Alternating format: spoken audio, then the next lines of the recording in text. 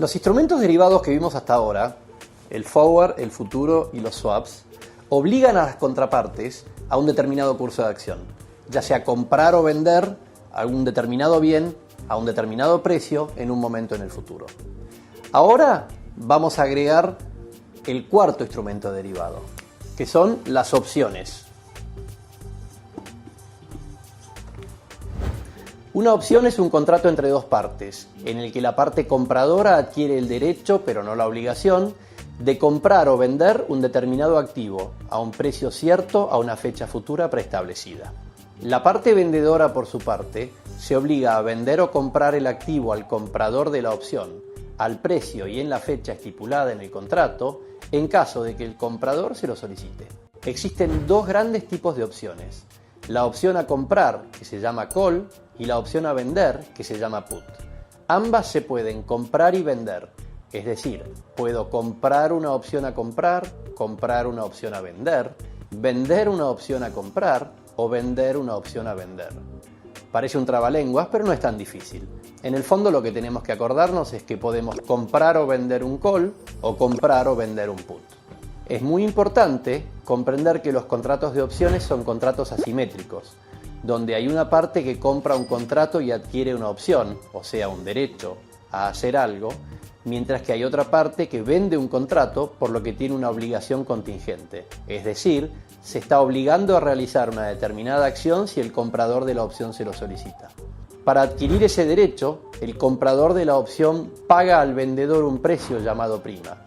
El comprador de la opción paga la prima para tener derecho a elegir un curso de acción en el futuro, mientras que el vendedor de la opción le vende al comprador, por un precio que es la prima, el derecho a elegir en un momento futuro y se obliga a cumplir con lo que el comprador decida.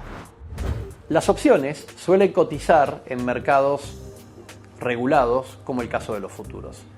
Por eso es importante recordar que el vendedor de una opción va a estar sujeto al requerimiento de márgenes de garantía. Por supuesto que nada impide que las partes traten libremente entre sí, lo que constituiría una operación over the counter, lo que solemos llamar OTC. Como en el caso de los otros instrumentos derivados, es importante comprender bien los elementos involucrados en el contrato de opciones. El activo subyacente es el bien sobre el cual se contrata, o sea, el bien sobre el que se escribe el contrato derivado. Entre los más comunes encontramos las monedas y otros commodities y las tasas de interés, pero hay contratos de opciones sobre clima y fletes, entre otros. El strike o precio de ejercicio es el precio al cual el comprador de la opción puede comprar o vender el activo subyacente a la fecha de vencimiento. Ese precio se llama precio de ejercicio, en inglés strike price, y se lo suele identificar con la letra K. La cotización spot es la cotización de mercado del bien objeto del contrato, es decir, el activo subyacente en el momento de la firma. Se la suele identificar con la notación S0, que significa el precio spot al momento cero. La cotización spot al cierre es la cotización del activo subyacente a la fecha de vencimiento del contrato y se la identifica con S_T, que significa el precio spot en el momento final del contrato. Los momentos intermedios durante la vida del contrato se suelen identificar con la letra T chica y el precio en esos momentos es S_T chica, mientras que el momento de vencimiento del contrato se suele denominar T grande y el precio en ese momento es S_T. La fecha de ejercicio es la fecha en la que el comprador del contrato puede ejercer el derecho adquirido mediante la firma del mismo. Hay varias alternativas de fechas en las que estos contratos pueden ser ejecutados, pero por el momento nos centraremos en las dos alternativas más conocidas. En los casos en los que las opciones puedan ser ejecutados en una fecha determinada, se las denomina opciones europeas, mientras que en los casos en los que los contratos puedan ser ejecutados hasta una fecha determinada, se los denomina opciones americanas. Por el momento no haremos diferencias entre estos dos tipos de opciones, aunque vale la pena mencionar que hay algunas diferencias técnicas que tienen algunas implicancias en la metodología usada para la evaluación de opciones. El precio de la opción o prima es el precio que tiene que pagar el comprador de una opción al vendedor para obtener el derecho a elegir el curso de acción futuro.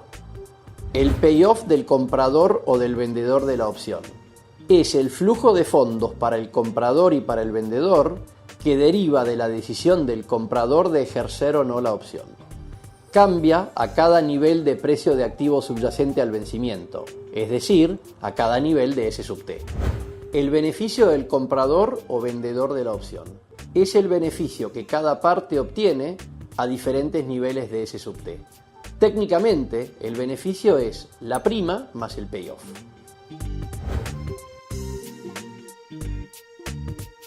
La relación entre el precio de mercado del activo subyacente y el precio de contrato o strike indica qué tan favorable es la relación para su comprador y, por supuesto, influye en el precio de mercado del contrato. Según la relación entre S y K, se dice que la opción está in the money, at the money o out of the money. Una opción está in the money cuando la relación entre el precio del bien y el precio de ejercicio favorece al comprador de la opción, es decir, a ese nivel de precios se ejercería el contrato y el comprador tendría un payoff positivo. La opción está at the money cuando el precio de ejercicio es igual al precio del activo subyacente, es decir, S es igual a K, por lo que el comprador es indiferente entre ejercerla o no ejercerla. Por último, una opción está out of the money cuando, dada la relación entre el precio de mercado del activo subyacente y el precio de ejercicio del contrato, el comprador decide no ejercerla.